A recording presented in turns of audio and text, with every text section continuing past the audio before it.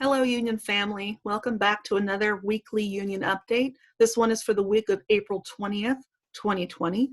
As always, I'm your host, Jana Blunt. I am also your chapter president. Let's go ahead and just get into it. All right, so today's update is going to have three pieces on the agenda. The first are current safety concerns that have been brought to our attention by members in different departments. The second, employee leave updates that were unexpected that will affect us all. And lastly, special deadlines that each of us needs to remember. Now, our current safety concerns, among other things, were brought up today by our chapter board with county HR management, as well as two of the county supervisors, Linda Hopkins and Susan Gorin. Action is being initiated, but it's important that this is brought up with everyone to ensure that it's not happening anywhere else. And if it is, that we need to take action. So both of our current safety concerns have to do with enforcement from individual department management. And the first is in regards to face covering requirements. Major pain in the butt, I know, but there is an order out by the Sonoma County health official that's telling us we must wear face coverings in specific circumstances. And it's essentially at almost all times while you're at work.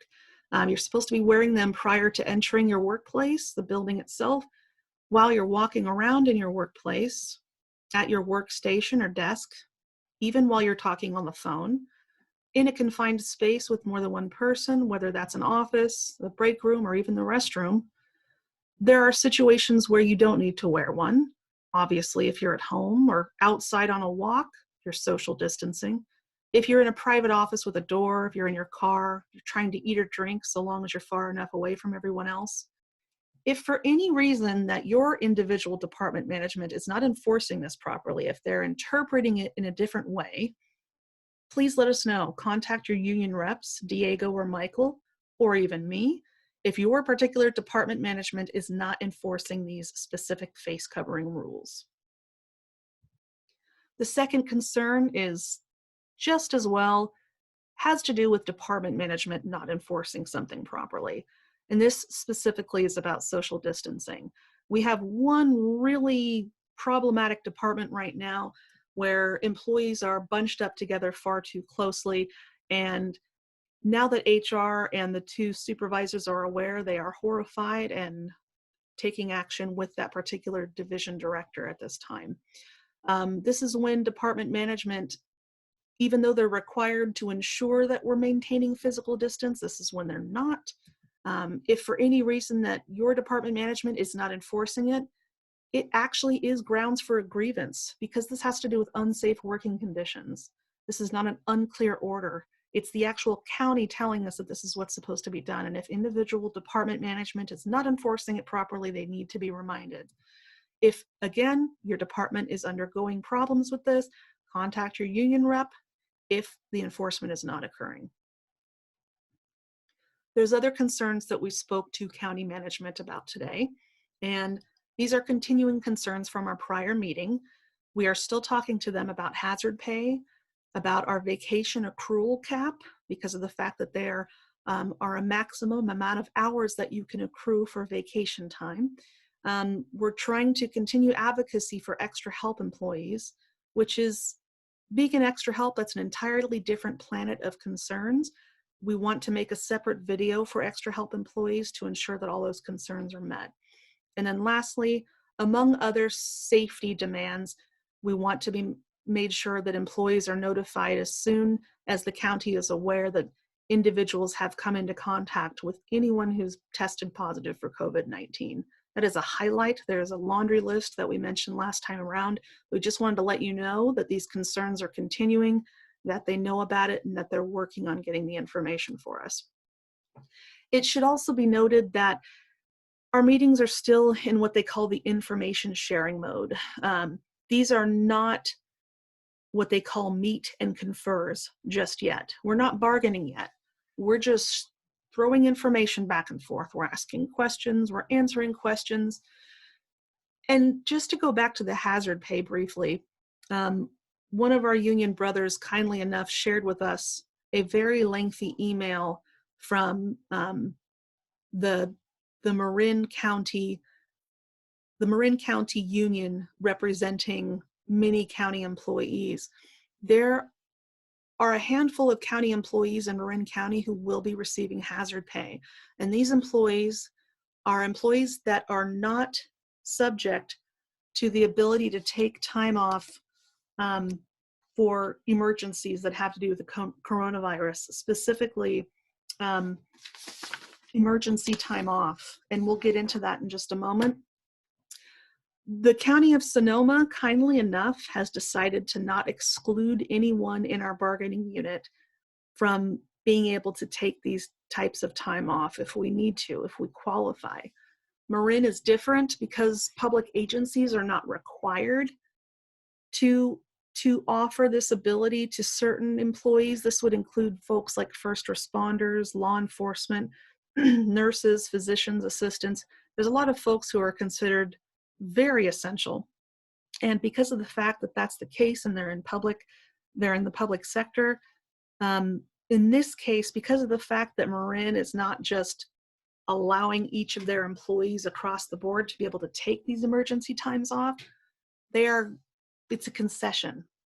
It doesn't apply in our county, but that doesn't mean that we're not still trying to get some sort of recognition for folks who are undergoing regular physical sustained contact with the public. I just wanted to give you an update on what was going on with that Marin example. Now, the conversations that we're having with management at the county, we're not at the meet and confer level, but once we get there, that is more like bargaining. That's when we can propose things. Things are done in good faith. There are legal ramifications to decisions, so be it. We will be meeting again with HR management on Friday to continue these conversations and to get the train trucking to the next step, closer and closer to meet and confer, let's hope. Now, the second section, important employee leave changes. As you can see here, if you recognize this god-awful packet, we had one. They're called Employee Timecard Situation Matrices. We had one, but as of about 6 days ago, now we have two. Yeah. I went over these all weekend to determine what the differences were, what they meant, what the changes were going to be, and I have everything you need in this PowerPoint. So there's a slight difference with these. The one on the left, if you can see toward the top, it says that it's for employees who are not receiving FFCRA benefits. This is the emergency times off that I just mentioned earlier. All that means is this particular time card situation matrix is just an update to the original that we had.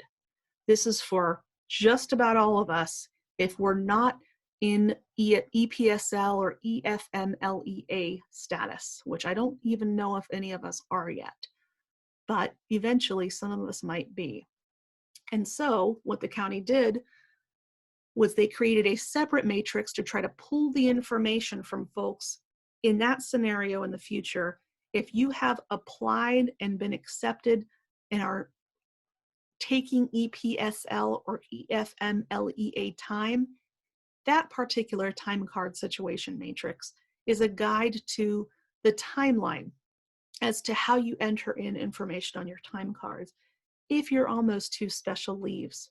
So again, if you're in a position, regardless of where you're working or why or when or how, if you have not applied for those special leaves yet, you are going to be dealing with the one that says employees not receiving FFCRA benefits.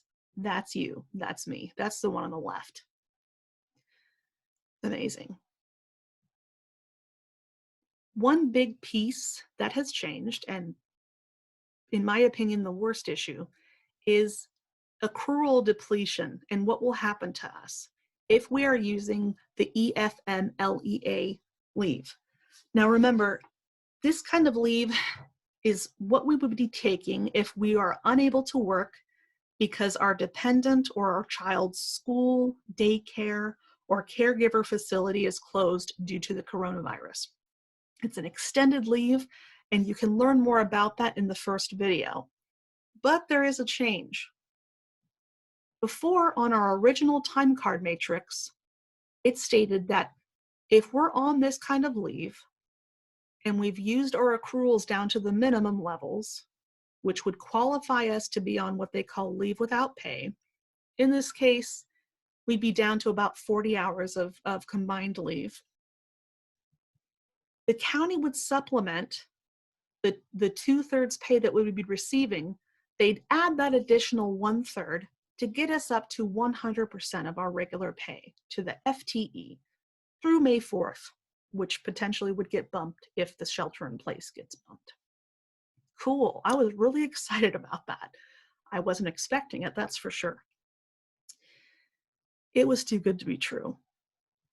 On the new time card matrix, I've found in this same scenario, if you're on this leave because you've got a kid or a dependent at home whose caretaker facility is closed due to the coronavirus, and that extra 1/3 that you have to supplement, you've used all your accruals down because you're just maxing it out, the county is not going to do anything for you now. You will be free to either use down your remaining accruals once you get down to about 40 combined hours, or you can just go on LWOP, LWOP, leave without pay, non-medical for that remaining 1/3, which means you wouldn't get paid that remaining 1/3. Please keep this in mind. It's a very big change for a very small percentage of us, but it's huge. And it's got ramifications. So this is a change, and please remember it. Again, this was the chart that we showed in the first video. At the very, very bottom, it used to say, once you've used up your accruals, the county's got you. They're going to take care of the remaining 1/3. You'll be up to 100% FTE. There's not going to be any decrease in money that's going toward your pension, anything along those lines. Well, this is old, and it's not the case anymore. Again, once you've used up your own accruals, you're not going to get that 1/3 supplementation from the county. It's up to you to either use down the remainder of your accruals or go on leave without pay for that remaining 1/3. Again, don't forget. A couple updates from these time card matrices. In a situation where your work site and location is closed, I noticed a few things had been removed in comparison to the original time card matrix. And apparently this was just to streamline things, although I don't know. So in a situation where your work location was closed, there were two things that were removed. If for some reason you are home, you're not an essential worker, there's no work available, you're not teleworking, and you happen to be home and your kid is home and their location, their caregiver facility, school, daycare is closed due to the coronavirus.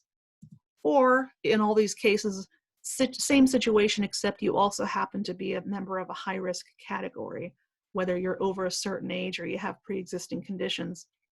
They removed these specific scenarios, not because they don't apply anymore, but because they should kind of get shoved into this bottom section. This is page 4 of 8 on that new time card matrix.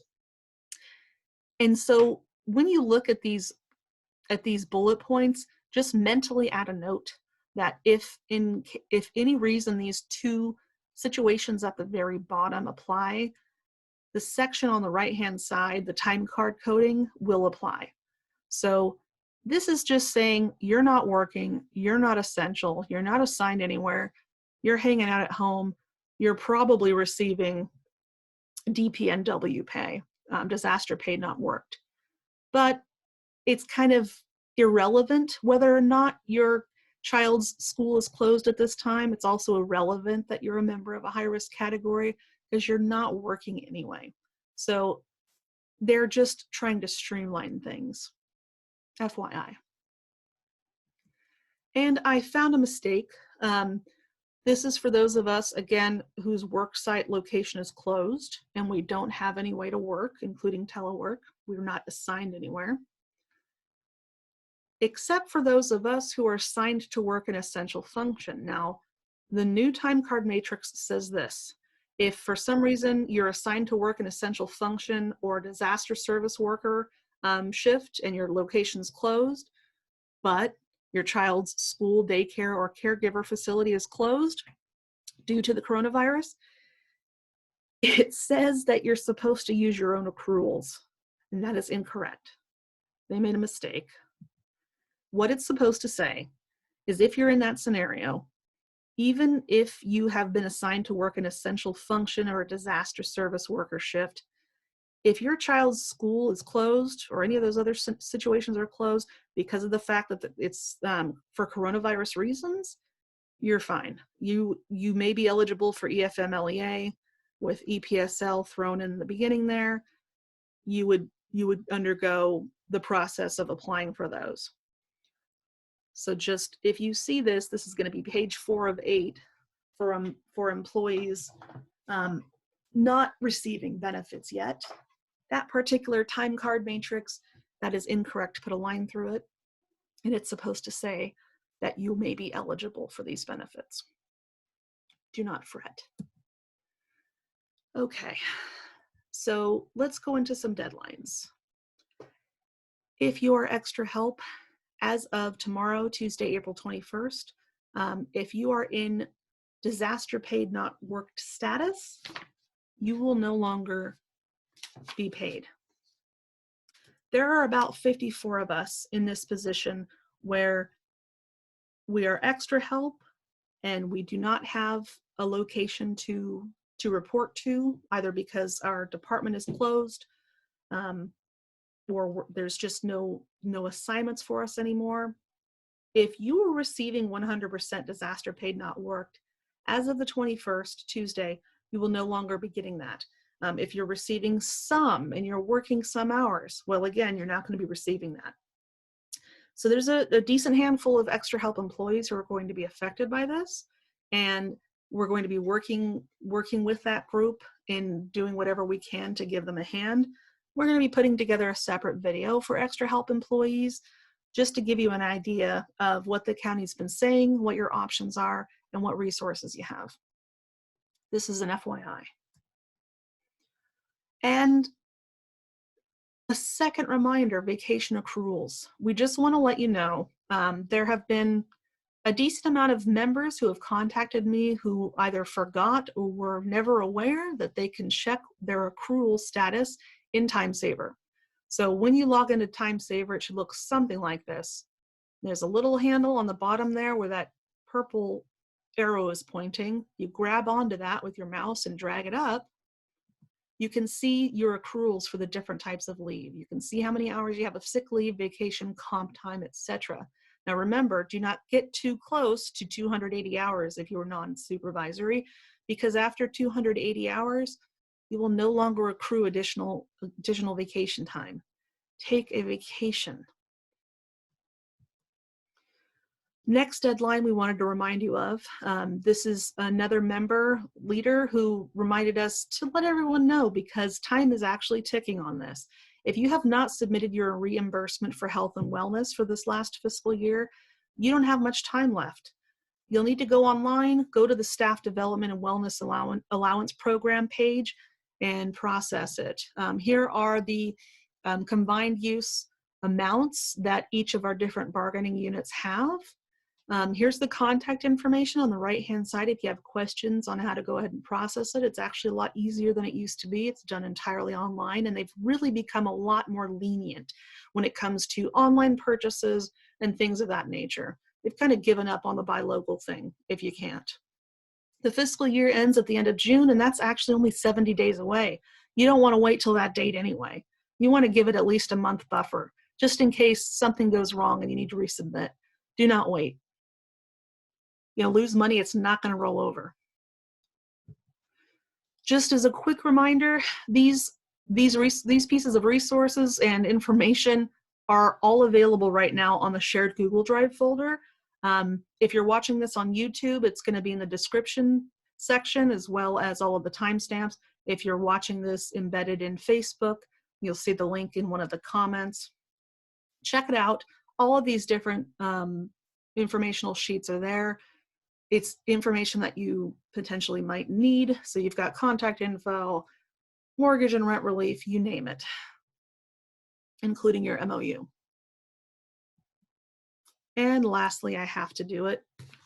This week in labor history, take a breather, you got through the hard part. This stuff is actually very important because it's important to remind everyone that we are a small group of people benefiting from the trials and tribulations of folks in the past. And we have people who are local, national, international, who are undergoing difficulty that need our support just as we know we need theirs. And so we just wanted to pay some tribute to some heroes and some movers and shakers in the past.